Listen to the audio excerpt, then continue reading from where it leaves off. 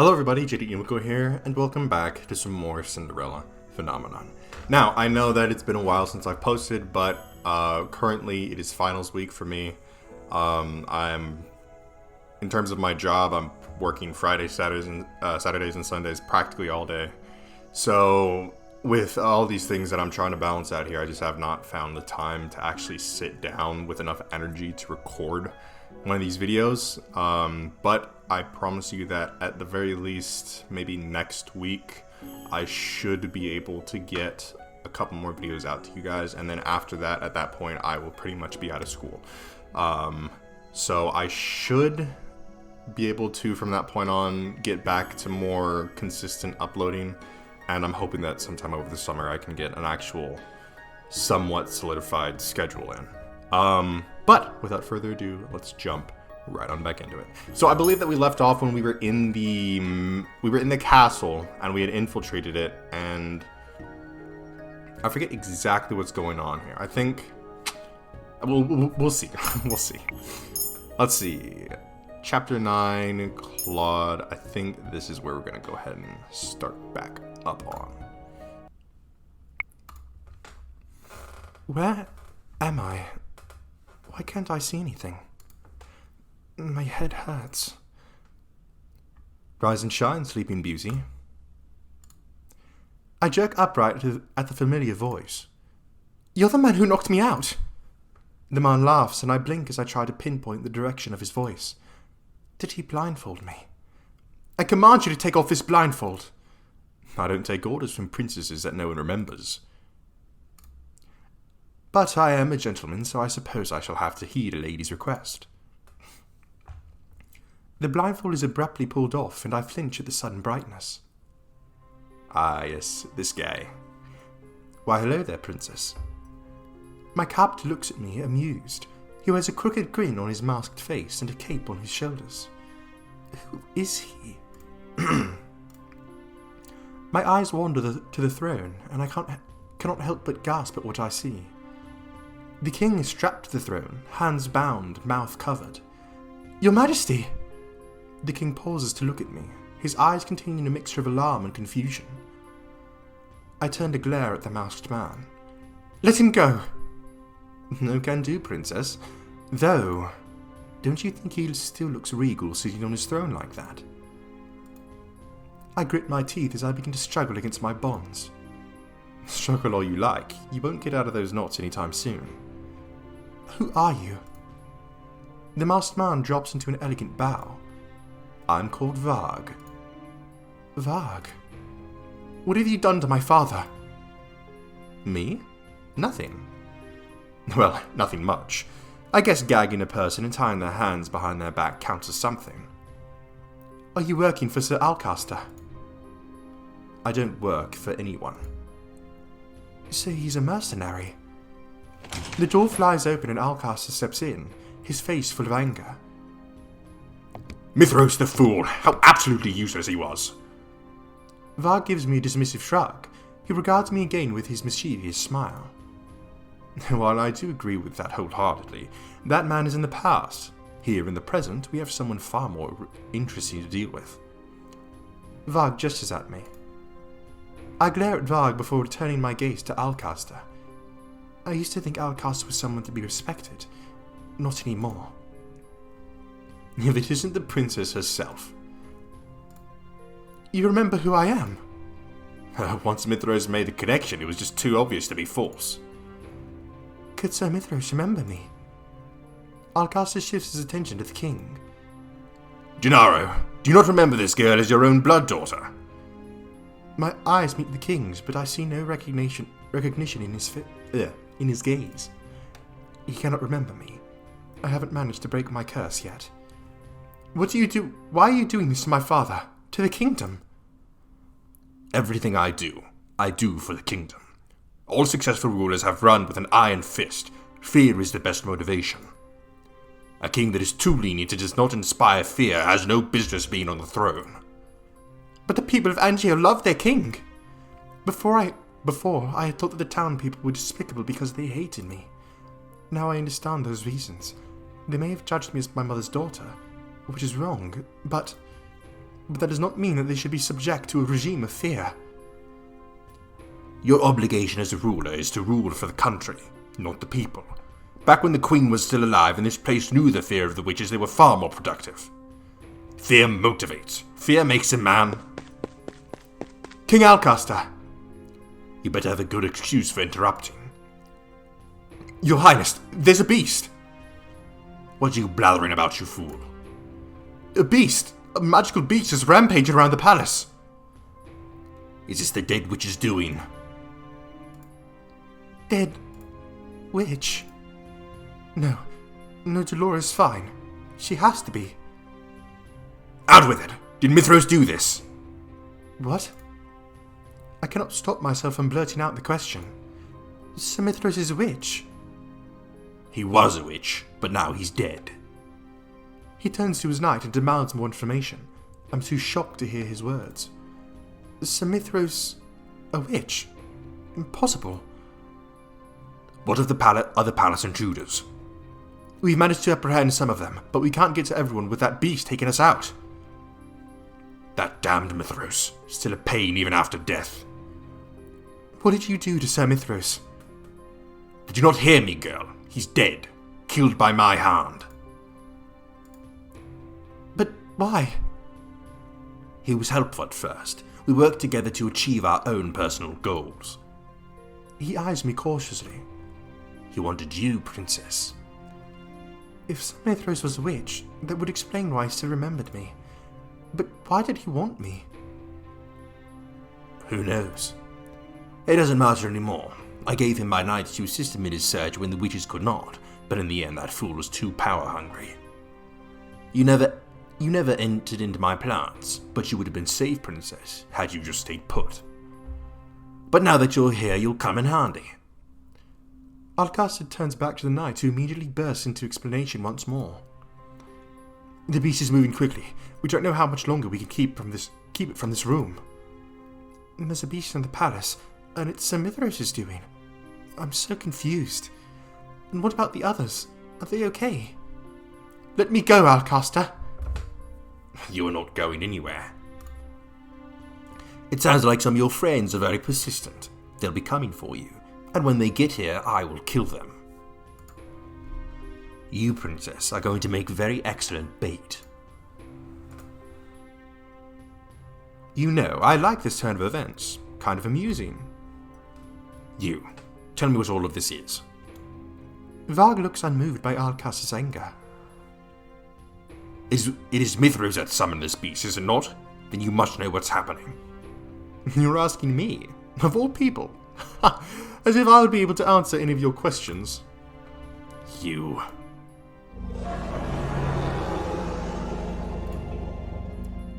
Varg! It doesn't matter how many times you say my name, Alcaster. I won't have any answers for you. Sir Alcaster turns to me, his eyes manic. Whether this is Mithros' magic or magic belonging to one of your friends, I'm not going to let it live. Could the Laura create a magic beast out of thin air? Sir Alcaster draws his sword from his sheath and curses under his breath. I squirm, desperate to find some kind of break in my restraints. Varg surprises me, however, reaching down and cutting the ropes binding my arms with a sword that I recognize. You have my sword! I stand up as quickly as I can and grab the sword from him. That was too easy. I eye Varg warily as his mouth twists into a smirk. What are you doing? Why are you helping me? Help? All I did was cut some ropes. Besides, I'm curious to see what you'll do with that toothpick of a sword. He talks like he doesn't care at all what happens. Don't think about it too much, Princess. It's probably a little too much for your small head. Damn. I swing my sword toward him and Varg catches it with his cane. You really think that I'm the one you should be fighting? The door creaks and falls off its hinges.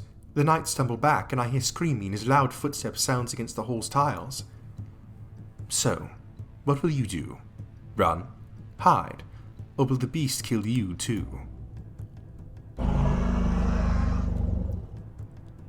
My eyes focus on the large figure entering the room. Though I cannot make out specifics at first, The form grows more distinct the further it moves into the room. You know what?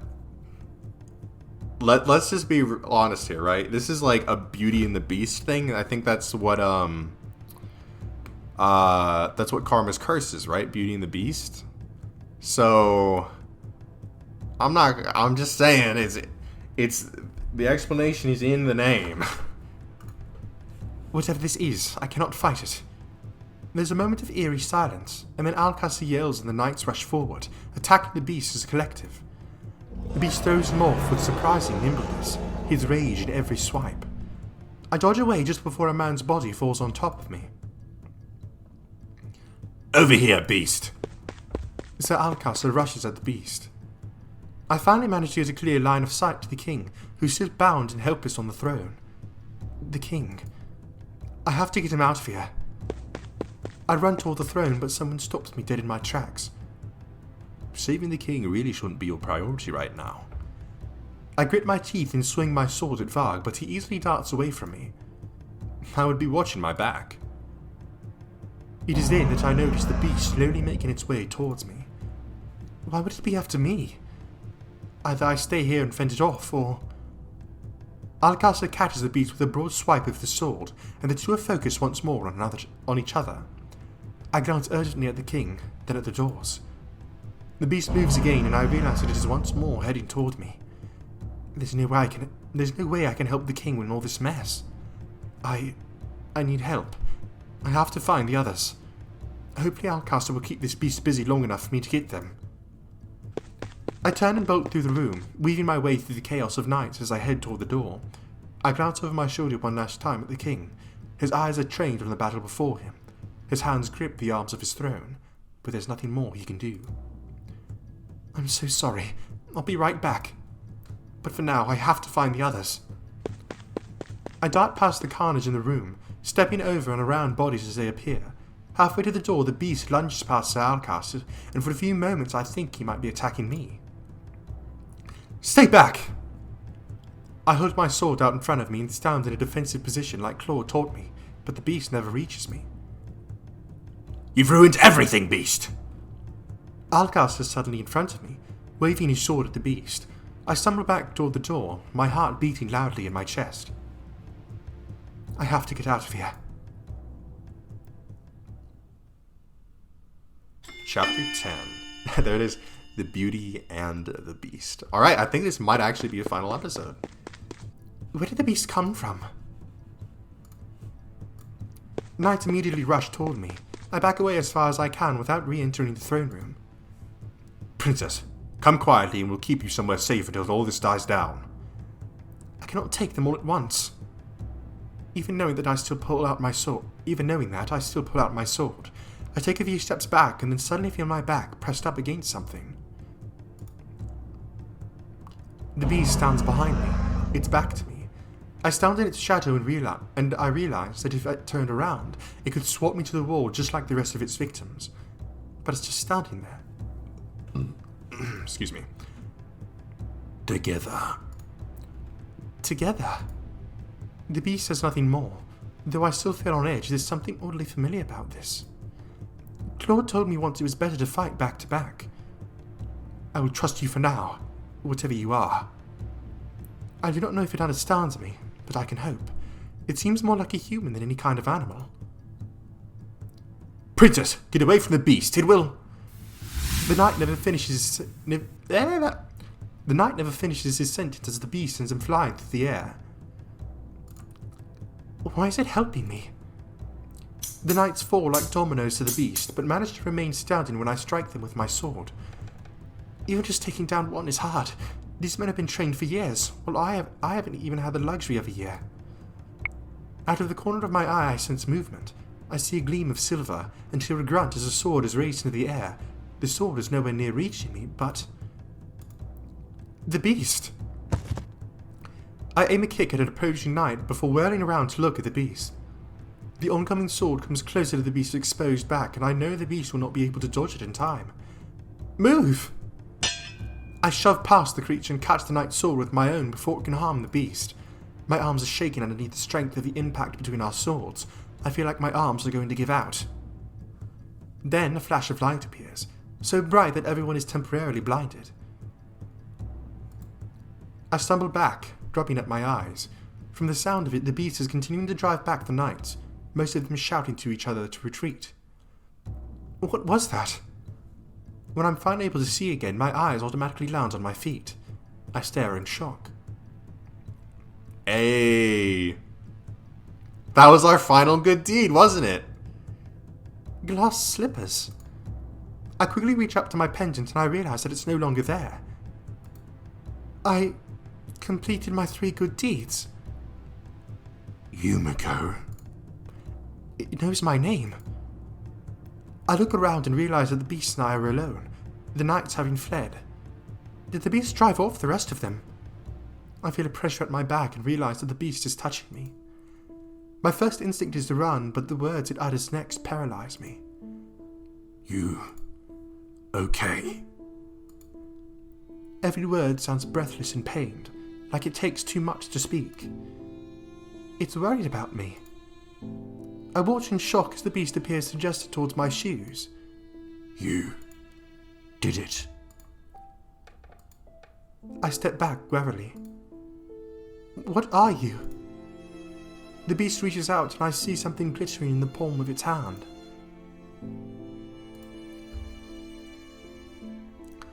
The rose locket! For a few moments my heart plummets into my stomach and my hands begin to quiver. What did you do to Claude? The beast's shadowed fingers curl over the locket even as he stares at me.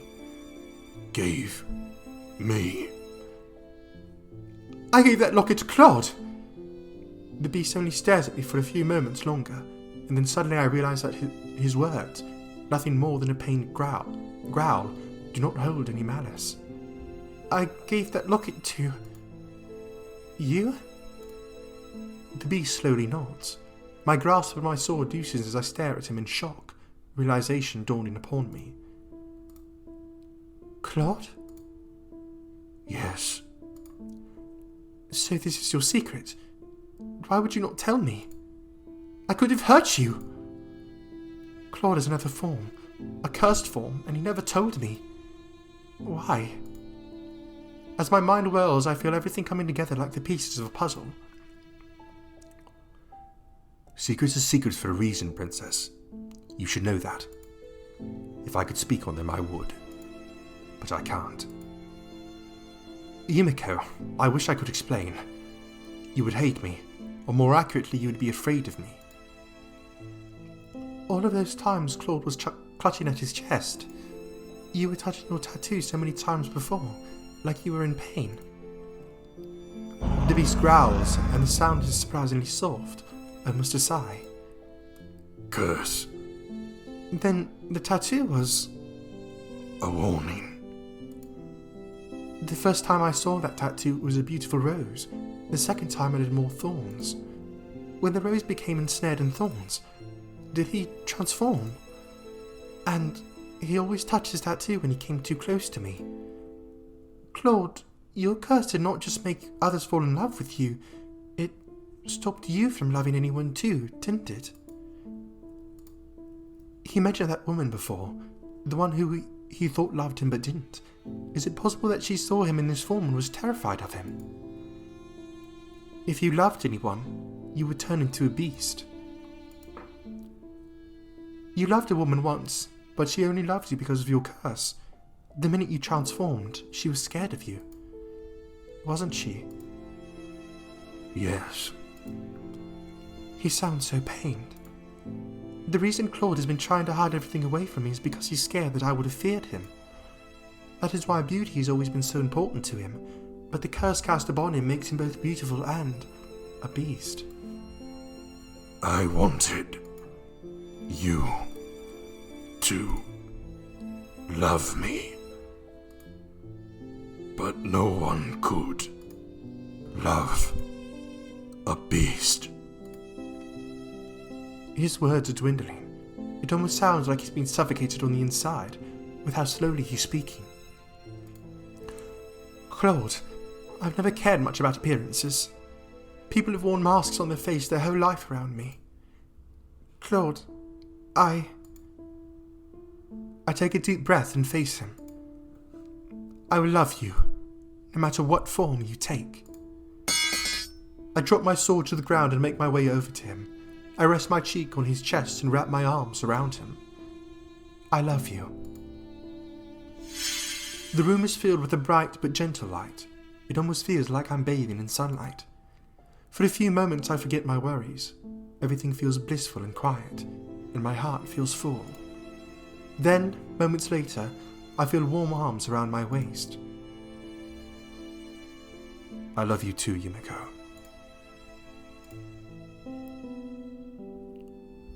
Hey, that's my boy. When I open my eyes, I still can't see anything, even though I know that the light has faded. That warmth is still there too, but now I feel it immediately on my skin, and I realize that it's because Claude is hugging me. Not a beast. Not as a beast, but as a man. Did I break his curse? I realize this is the first time Claude has ever touched me for a long period of time without abruptly moving away. Tentatively I move my hands, feeling the fabric on his shirt and the warmth of him underneath it. Claude. But before I can finish my sentence, my lips are sealed. I feel Claude's lips on mine, only briefly, but it is enough to make me suddenly feel faint. He pulls away from me with a brilliant smile. I've always wanted to do that. Yumeko, you're blushing. If I could, I would kiss you again, but we have some urgent things to attend to. The reality of the situation begins to seep back into me. My father, Varg, Alcaster, they're all still in the throne room. The king! Let's go, Yumeko. When Claude and I rush into the throne room, my attention is immediately grabbed by the king calling my name. Yumeko! He's still bound to the throne, though. There. He's still bound to the throne, as though his gag is removed. A rush of relief floods through me. He's alive. He's alive and he remembers me. My gaze is drawn to the two men battling at the base of the throne. Their swords are locked together in a stalemate. Alcaster! And... Fritz? What's happened here? This is not how you gain power. I knew you'd be a thorn in my side from the moment I concocted this plan. Where is Varg? The only one here is me, and I will... Fritz's concentration slips as his eyes land on me. The opening is small, but it is enough to give Alcaster the opportunity he needs. Watch out! Claude is already running over to help, but even he is too slow. Alcaster disarms Fritz before driving his sword through Fritz's chest. Damn. We kinda cucked Fritz over, huh? No! Alcaster pulls the sword out of Fritz's chest, just fast enough to deflect Claude's attack. As Claude drives Alcaster away from the throne, I rush to where Fritz has collapsed to the ground. His eyes are already growing glassy. Fritz! I lean over him. There's so much blood. I glare at Alcaster. How could you do this to your own son? Anyone in my way will meet my sword. Blood does not matter. Princess. I turn back to Fritz in alarm, tears in my eyes. Fritz, hold on. Don't speak. You need to conserve your energy. Princess, I'm sorry. Fritz, please don't. Don't speak. I feel bitter tears stinging my eyes. I'm sorry. I watch as the life seeps from Fritz's eyes. I put my hand to his chest to feel for a heartbeat, but Fritz's body is still. Fritz! I glance up at the sound to see Claude at the far side of the room, struggling to get to his feet. Yumeko, watch out! I turn back, but am not fast enough. I see Alcaster's sword raised high in the air, and I know it will reach me before I can pick up my sword. Oh. Hey, clutch. I'm guessing that's Delora. The sword falls from Alcaster's hand as a bright red ribbon of light twines around the hilt and drags it far from reach. I turn around and see Delora standing a short distance away, Jury and Guard and Waltz all standing behind her. I'm afraid your Ugh. I'm afraid your performance as king has been incredibly disappointing. Joan and Garland move together, rushing Alcaster from the same side. I see Claude moving in from the other side, quiet and lethal. Princess! Waltz and Dolora rush over to me as the fighting continues. Alcaster has reclaimed his sword and is trying to evade attacks from 3 different swords at once. The king! Waltz nods at me, his gaze lingering on Fritz as his expression becomes solemn. He walks off to the throne while Dolora kneels beside me. Dolora! Dolora shakes her head, and that is all I need to know that there's nothing more to be done. We'll make sure he's proudly honoured. He's probably honoured, but for now we need to get you out of here. What about Ophelia? Waiting for us somewhere safe. I constructed a shield around her that will keep her hidden from view and harm until we return for her. Weren't we meant to bring the royal family back to the margin first? Not when we're missing the king. Besides, plans change when a magical beast starts rampaging in the castle. Princess! I turn to look at Alcaster, who's still somehow managing to scream my name despite the fact that he's being quickly overwhelmed. Princess, we could have worked together. If you were more like your mother, you could have ruled with grace, beauty, and fear. I flinch back and Dolora's hands comes to rest on my forearms, her grip steadying. That is quite enough. I look up and see that the king has stopped to stand beside me. To my surprise, the king rests a gentle hand on my shoulder, his eyes soft as he looks at me. Yumeko, we have a lot to talk about, but right now I have something I must do. I nod mutely as I watch as the king draws his sword. He makes his way to Alcaster. Jury and Garland and Claude step back from where they force Alcaster to one knee. You are a traitor lacking any honor, Alcaster. You were the one that lacked honor. A ruler must have the people beneath his thumb. A ruler must lead people, not suffocate them. His oath as a king is to protect them. You are no king, Alcaster. For your crimes I find you guilty and incapable of rehabilitation. The sentence for the severity of your crimes is death. The king raises his sword, and I turn away before he strikes down his sword. There's no sound or scream to follow. I turn once more to see that the king has pointed the sword at Alcaster's chest, but has not killed him. You will stay in prison until the time for your trial comes. Though you might try to refute these claims, you will be tried as a traitor to this kingdom. And then you will be executed. Alcaster's shoulders fall. The glare never leaves his face, not even when guards seize him and drag him from the room. The king immediately sends Jurian and Garland out to deal with any knights that are still a part of the coup. Dolora and Claude help with moving Fritz's body, while Waltz tries his best to fill the king in on the most basic point of our successful operation. Yeah, but I'm kind of wondering, like, Rod's supposed to die, theoretically. Everything has died down a little bit over the last hour, but I still feel overwhelmed. I glance at Waltz and the king, who is still speaking. Every time the king sees me looking at him, he flashes me an uncertain smile before glancing away. I know he wants to speak with me, but I will talk to him after. After I can get Fritz's body out of my mind. It was my fault he died, wasn't it? He saw me and stumbled. Hey, princess. What are you doing here? Here I thought you'd change, but you've still got some feistiness in you, don't you? Many years ago, when the war ended, we were all faced with a feeling just like this, princess. We lost so much and the future seemed so grim. But now is different. You have a future. You broke your curse, princess. That gives you some kind of hope. And in addition, you broke Karma's. Memories of Claude's arms around me, of his lips on mine, come flying back to my foggy mind. My heart still feels tight, but it is a little lighter when I think about him. I wish he was here right now. How did I break Claude's curse? Claude. I don't think I'll ever get used to his real name. It seems like he hasn't told you yet. I guess it's pretty hectic. So, Claude turned into a beast because he loved me? Well, I guess I could give you the laydown of his curse. Stop! Desist! Delora has not even started speaking when Claude runs into the room, gasping as if he's been running through the halls. Curse! Curse!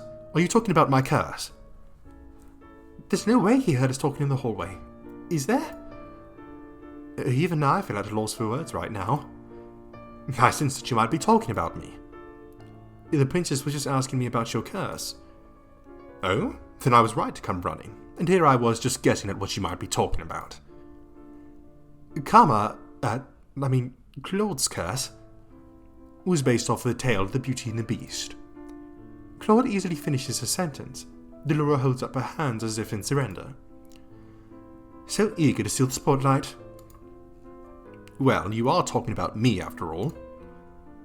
You always told me that your curse was just the Beauty's curse, though. Well, yes, because the other half was a little difficult to explain, wasn't it?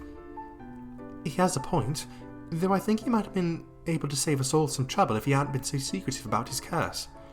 He really must have been scared that I would shun him.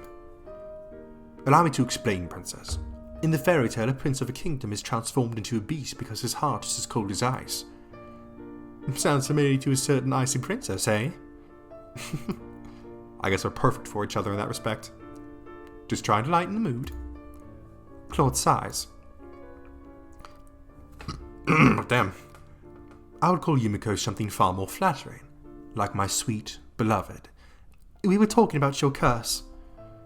Oh, right. Well, anyway, the witch who cursed the prince in the tale tells him that he has to learn to love and be loved before the petals of a rose completely fall off. A rose? Yes, she gives him a rose, and he keeps it protected under glass. Some time passes and the rose continues to wither away.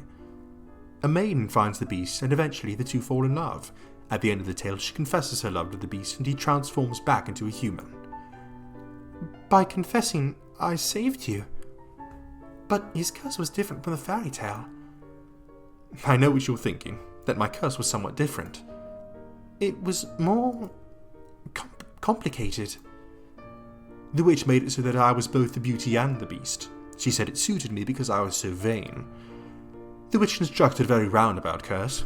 Any woman who falls for me falls in love with me as the beauty, and when I transformed into a beast, the enchantment would break and they would become terrified of me.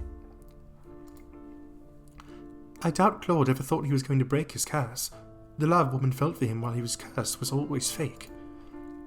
How could that kind of love hold strong when he turned into a beast if it was never true to begin with? Then you came along, Princess. I bet he'd just about given up hope and was waiting for you to dispel the curse on your birthday. But now here you both are. But the Ice Princess in love? What a miracle. I turn away, embarrassed. It's not a miracle. I'm very glad I met you, Yumeko. Lady Delora's words are the truth. I just about given up hope. I never had any hopes of breaking my curse. I thought that the only way to fix it would be to have you dispel it on your birthday. But then I came to know you, and... He fell in love. A fairy tale indeed. You started out frowning at everyone and everything. You've come a long way, Princess. Congratulations. You turned out to be a pretty okay princess. And you turned out to be a pretty okay witch. Gasp! Did my ears deceive me? A compliment from our little witch? You look so surprised, but you'll be the new bearer of our crystal suit real soon, Princess. I expect good things from you. Right, I almost forgot about that part. I'll try my best. Yet another miraculous proclamation from the little witch, but the surprises never cease. Before I can snap back at Delora again, the king awkwardly interjects, coming to stand next to us with Waltz by his side. Pardon the intrusion. Oh, not at all, Your Majesty. Waltz told me that you were cursed. That's why I forgot about you. Yes. Even if it was by curse, I feel terrible that such a thing could have ever happened. So I will make it up to you. We can catch up from here where we were many, many years ago, and maybe things can be different. I'm sorry. What for? For being the way that I was before. For shunning Ophelia and her children. Oh. Ophelia. Did they bring her back to the mansion? Ophelia is still here. After the fight was over, she was shown back to her room. She's still waiting for Rod and Emmeline to return. Now, would you maybe be more willing to tell me this story from the beginning? Perhaps I could fill in the gaps, Your Majesty. Claude. The king looks startled when he stares at Claude. He blinks as if he has just noticed his presence. Oh, and you are? Claude elegantly bows before the king. I am Prince Claude of Brigantia. A pleasure to finally meet you, Your Majesty. The Lost Prince. The king turns to me with a puzzled look. It's a long story. Claude surprises me by wrapping an arm around my shoulder and pulling me closer to him. Everyone looks shocked, except for Delora, who looks like she's just trying not to laugh. As the princess's lover, I feel it my obligation to help her explain this whole mess. I feel my face getting hotter at Claude's sudden proclamation. All their eyes are now on me, and I suddenly feel like hiding myself. Only Claude would so bluntly say such a thing. The king looks more shocked than anything. When did this happen? Well, Your Majesty, I think we had better start at the beginning. We were able to tell the king everything, save for where Varg had disappeared to. No one was sure where he'd gone in all the chaos. The knights' searches for him all ended in failure. A lot of explaining had to be done, not just to the king, but also to the people at the tavern. As soon as everything had calmed down, Rod and Emmeline finally went back to the palace. I apologised to them as best I could, and they all seemed willing to try again with me. And I'm willing to try again too. As for Claude... So, you're going back? Dang, excuse me. Are you sure you don't want to come to Brigantia with me? Just for a short holiday? I would love nothing more than to introduce you to my family. Mother would shower you with gifts. Father would, well, tease you. Probably. He makes jokes frequently. And Llama. What did you just say? Llama? He has a pet llama. My brother, Llama. What? Another acronym. We're Karma and Llama. Does your father do these things on purpose? I told you he likes jokes. My brother's real name is Lance. I was going to bring you back and introduce the two of you. And you could tell my little brother how very charming I am. Is it just my imagination, or is there a glimmer of competition in his eyes? As much as I would like to meet your family, you have your own obligations here. And you need to let your family know that you're safe and alive. But the thought of being separated from you... Claude sighs before he leans down and plants a kiss on my forehead. I'll miss you. You won't be gone that long. Love, that's not how you're supposed to respond. You're supposed to say, my sweet prince, I'll miss you too. Fine, then. I'll miss you too. Maybe. Claude raises an eyebrow at me and then smiles. I'll be back for your birthday. I love you, Yumeko. It has only been a few weeks since Claude left, but I'm impatient. The king has been throwing grand dinners every night in preparation for my birthday, but I can hardly concentrate on anyone else when I'm thinking of Claude. I told him about all the smaller birthday celebrations. I thought he would be here for them. My birthday's in a few days. When will he come back?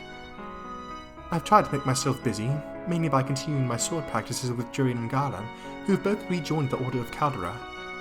Every time I'm around the knights, I think of Fritz. I shall bring some new flowers tomorrow. If Claude would just return already, we could go pay our respects together. And there he is. Hello, Yumeko, my love, my sunshine, my beautiful betrothed. Claude? I shake my head and try to gather my thoughts. First of all, you did not knock. Second, we're not engaged. We may as well be, don't you think? At the very least, knock before you come in. Still worried I would come in the middle of you changing. Would you have minded so terribly? Yes! It's worth saying those things just to see you blush. Look, why are we even here? His arrival was so sudden, and I had absolutely no time to prepare. Claude sighs dramatically. You didn't want me to be here? No, I mean, you did not even write back saying you'd be here today. I just wasn't expecting you. I did say I would be back for your birthday. I am a man of my word. Should I have stayed out longer? No, of course not. I grumble as Claude walks over to my bed, grinning. He sits down on the bed next to me and wraps an arm around my waist, pulling me closer. I sigh out and lean my head on his shoulder. It's a startling contrast to what it used to be. Before, if I touched him, he would flinch and turn away from me. Now he's always right next to me. Claude's whole body seems to relax when I tentatively wrap my arms around him and hug him back. I knew I would miss you, but it really was terrible being away from you. But you enjoyed the time with your family. I did, and my brother was very frustrated when I spoke about you almost every hour of the day.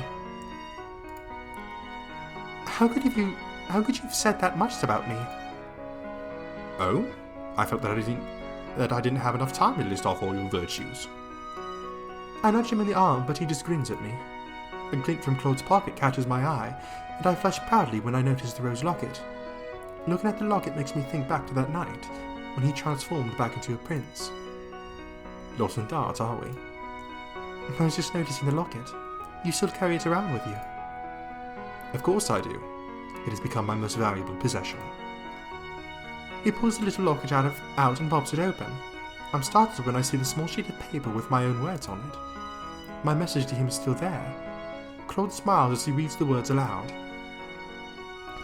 A normal rose would have withered, so I offer this one in heartfelt thanks. I say nothing when he turns to look at me. Oh, your cheeks are red again. Your embarrassment is adorable, darling. I'm not embarrassed. I just didn't think he'd keep the words in there or that they would ever mean so much to him. Yes, of course. You just have exceptionally rosy cheeks, He pauses as he closes the locket again and looks at it fondly. I love this locket because it is the first gift you gave me. He was holding the locket as a beast too. It was half the reason I recognized him. I jump as Claude gently taps my nose with his finger. This locket isn't going anywhere anytime soon, I can assure you. I smile as he winks at me. Anyway, allow me to pull you back into the present. Since I promise you no more secrets, let me tell you something. Oh? Claude looks away from me, his eyebrows furrowing, and I frown. I hope it's nothing serious.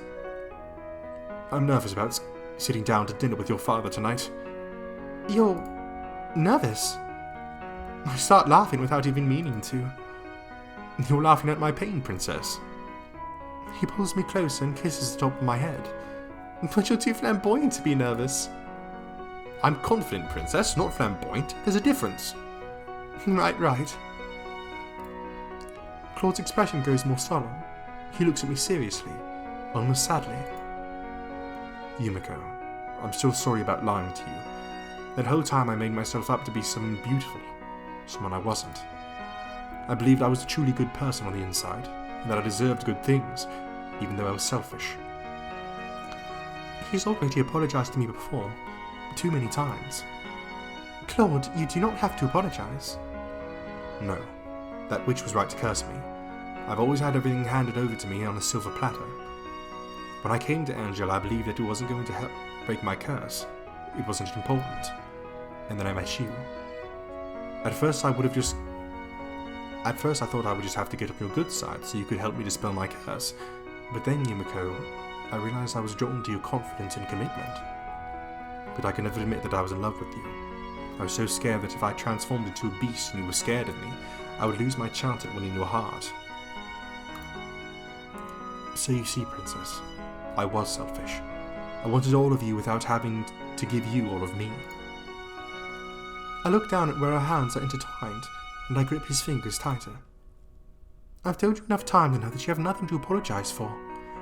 But if you insist on apologizing, maybe you ought to do something to make it up to me. Those words are out of my lips before I can even think. I stop suddenly, trying to ignore the hot flush in my cheeks. Claude looks at me, puzzled, and for a few moments I feel triumphant that I've caught him off guard. Then the puzzled look fades and Claude just grins at me. Oh my, so forward. Forward? I open my mouth to apologize when suddenly he grabs my hand and tugs me down onto the bed. Let's fucking go, baby!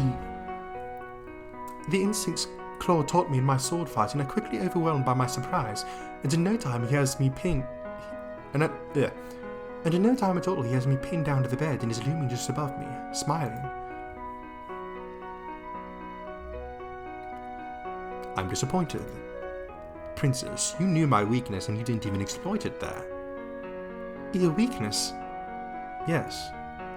He leans closer to me and our noses almost touch. My weakness is you, Yumeko. He leans down and our lips finally meet. I relax into the contact, my earlier tension melting away as warmth flows through me. He pulls away and smiles at me. You see, I let my guard down in front of you. I let my guard down in front of him, too. And only him. This whole time, all I've wanted to do is to be able to touch him like this. His fingers move gently up my arm, and he leans down to kiss me again. The sound of knocking startles us both. A muffled voice comes through the door. The princess, the king is requesting your presence down in the dining hall. He says that your friends have arrived. Princess? I hear the doorknob begin to turn and quickly speak. Yes, I will be there in a minute. I will let them know, princess. First the curse and now this. It's as if the world is conspiring against us. He kisses me once more on the forehead before slowly sitting up and running a hand through his hair. I catch the mischievous look in his eyes as I smooch down on my own ruffled hair. Smooch down? As I smooth down my own ruffled hair. Don't worry, Yumeko. We'll just finish this later.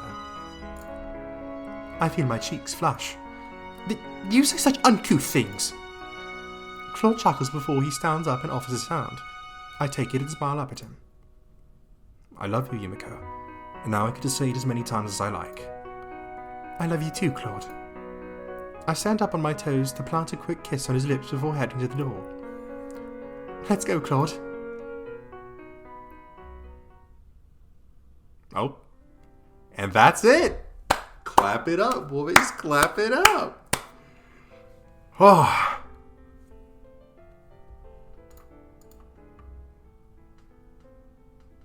Nice. All right. So, okay. So again, another very well done story. I think that I feel like Claude's story, obviously it's like a completely different vibe because it's not like, oh yeah, we're going down the incest route, but it's, oh, we're going down the, you know, again, the lost prince route, that kind of thing, right? So it's different and I like it. I don't know, I'm trying to like gather my thoughts here. I feel like personally I like the relationship between Karma and the princess more, just because again, it's not incestual for one, and I don't know, I feel like the backing of like the whole Beauty and the Beast thing is also kind of helping it because, you know, it's Beauty and the Beast. That's like love story number one, right? And especially with this kind of ending where, you know, we're not trying to hide it or anything like that, where we go out in the woods and make out, right? But it's actually like, you know, we're more than likely gonna marry each other. He's gonna meet our parents, we're gonna meet his, that kind of deal, right?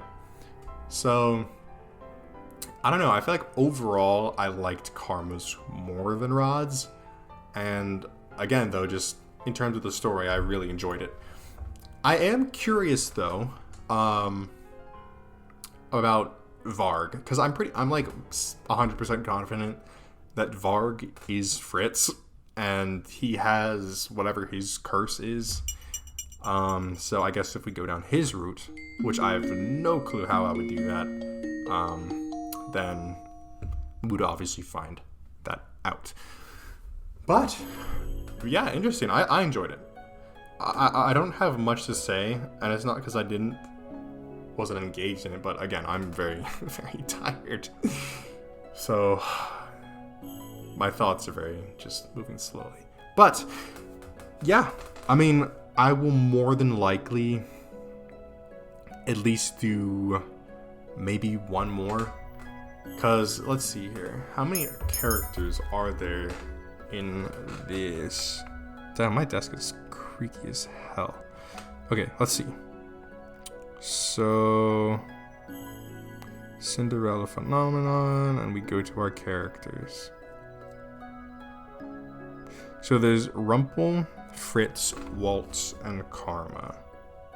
I think really the only other person I'd be actually interested in going down their path would probably be Fritz.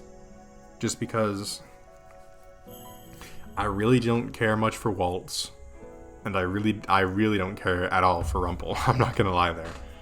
I think because I went down Rod's route just because I wanted to see how, you know, these siblings in turmoil, or step siblings, however you want to put it, would kind of resolve that issue. Which I don't know how it didn't occur in my mind that would just lead to incest. Like I get that they're not blood related, which, you know, that's not really my problem. It's just weird because the whole time it's like, oh yeah, they're siblings, and then it's like, oh, we're lovers. And the fact that we're gonna sneak out in the middle of the night and make out, and I don't know, it's just, that's a little bit strange. And then Rumpel's route, just because I liked, not Rumpel's route, Karma's route, because I liked Karma as a character. And again, out of all of these fairy tales, Beauty and the Beast is definitely my favorite one.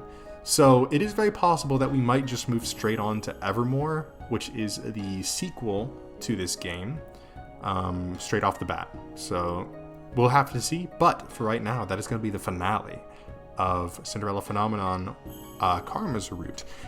But yeah, that's going to be it for me. I hope you guys enjoyed. If you did, make sure to leave a like on the video and tell me in the comment section below what you'd like to see me play next. If you enjoyed this video or any other videos or series on my channel, then I highly recommend that you hit the subscribe button and turn on post notifications so you'll be notified when a new one of those videos comes out. Anyways, that's it from me, and I'll see you in the next one.